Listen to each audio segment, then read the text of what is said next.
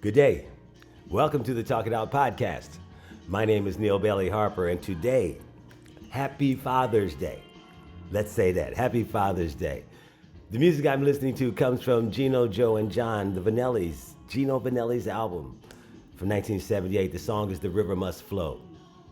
I did my first YouTube podcast on Father's Day in 2018. So it's kind of like an anniversary. It's kind of like a little signature time for me because that's the one thing that I wanted to do when I was young. I didn't know when I was going to do it, but I wanted that relationship. And I have been blessed beyond measure to have that relationship with two great young men who are now grown men in my life. So happy Father's Day. And happy Father's Day to those who made them. And happy Father's Day to those who made them. In a lot of instances, you hope that's the same person. It isn't all the time, and that's okay. But to have a man in your life as a young man or young woman is a valued role that we need to see. Now, yours truly did not have that. So I even honor it more. But it's something that I would hope and pray that everyone has a connection in that nature that works for you. The other thing is that, again, this one day shit, man. And I would have never, and I doubt any man would ever compare the celebration for Father's Day as they would the celebration for Mother's Day. We shouldn't. We're not mothers. I was in the delivery space and actually helped deliver my second child. I wouldn't want that coming out of me. I'll take my end of the deal. Trust me. They do something that we couldn't do. So honor on the throne, bend the knee, whatever. I understand that. But as a father, you know what? Last year, I do remember saying that the one thing that most fathers would want would be to leave us the fuck alone. Now, I think about that, and I think a lot of dads in a lot of ways nod when you say that, but it ain't necessarily true all the time. You know, here's the thing for me. The thing that we don't want to happen, I didn't want to happen over all the years of being a father, and it didn't. I was very well blessed with my family, is that you get your favorite meal on Father's Day. Because that reduces it to almost like one day a year. But if you ask for it and you get it, that's cool. Moms, she got to go out. Unless dad's a chef. That's a whole nother twist on it. Moms has to go out. But you know, I kind of think that lots of times, here's the thing about being a father. You have to understand that a lot of the work you thank yourself for. A lot of you're not looking for thanks. You're looking to get things done. You might wish for things to come out sometimes in a different way, but they don't. But that's not the responsibility. For me, what I learned as being a father. These are the Bee Gees. Okay, why Gino Vanelli? Why the Bee Gees? They're all brothers and they're all fathers. And they work in some cases with their children. So this is how deep is your love. Hey, at one point in time, the Bee Gees had sold the fourth most records of anybody in the history of the world. Don't hate unless you know. So what I'm saying is that a lot of times as a father, you understand that you're counted on. Being counted on is a good thing. Your kids might not come to you unless they want or need something, but they know that they can come to you when they want or need something is a good thing. There's other things about it, but that's the thing. That's what you want. You want them to rely on you to give you the opportunity to come through. And they only do that if you have come through. Now, then you know, there's a separation that goes on twice in the life, to me, for fathers. Once when they're little, when you have to get them from preschool to elementary school, and you see that growth, and you gotta loosen up on the leash a lot.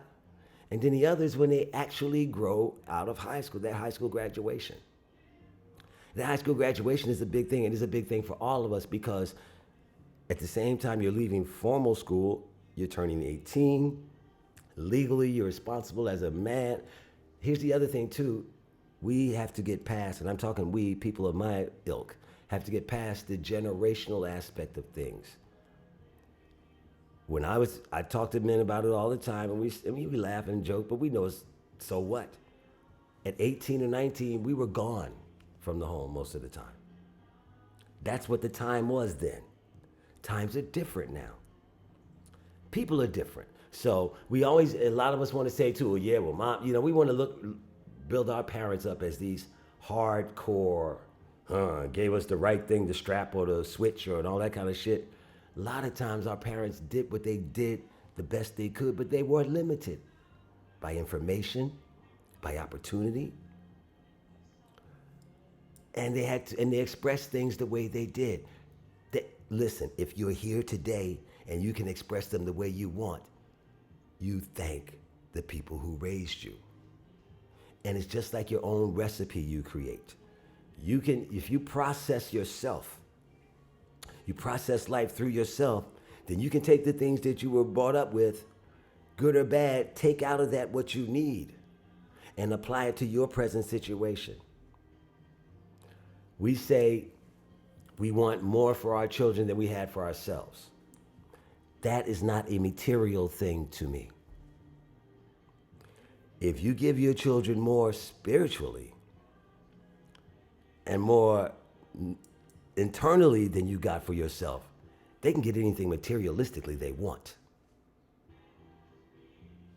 Let me say that again. You give your children what they need inside, they can get outside whatever they want. But you got to come to terms with what you are because they're your children. They can see. They love you just like you love them. And at some point in time, parents, especially as men, we have egos too. We want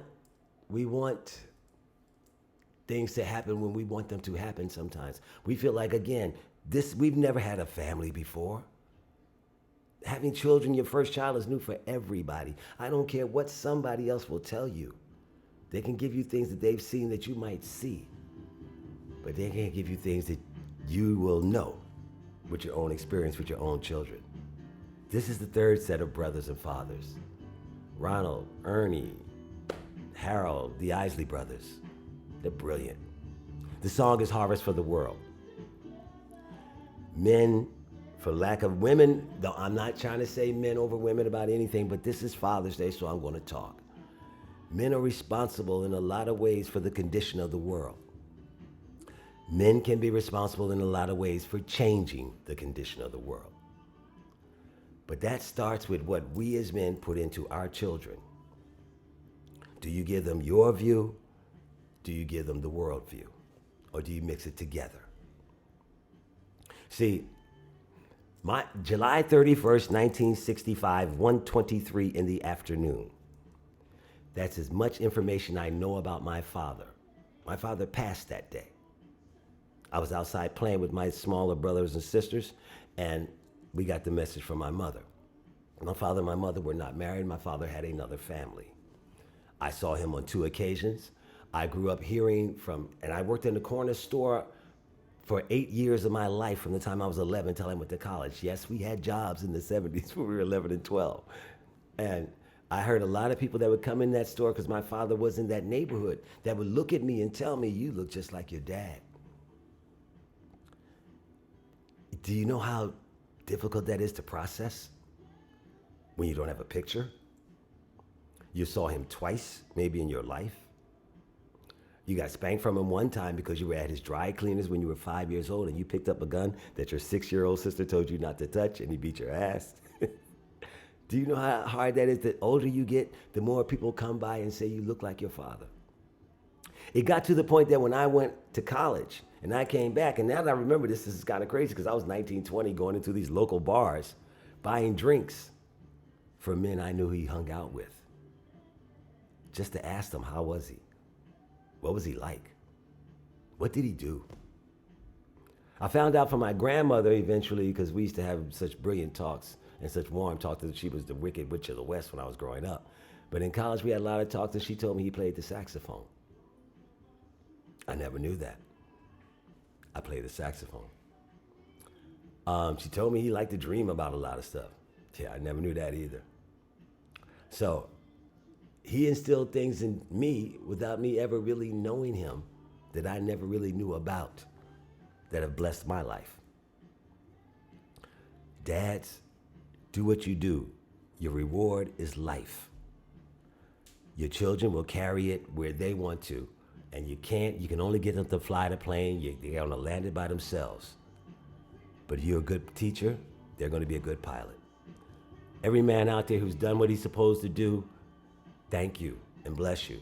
Have a good day. This is the Talk It Out podcast. Listen to us on Anchor, Apple, Spotify. You got it, we there. Have a good day, everybody.